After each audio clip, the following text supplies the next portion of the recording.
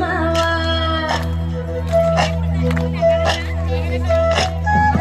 ఒక్కేసి పువ్వేసి డొల్ల పడబోసి శ్రీరామ రఘురామ తుమదీయలో రెండేసి పూలేసి డొల్ల పడబోసి శ్రీరామ రఘురామ తుమదీయలో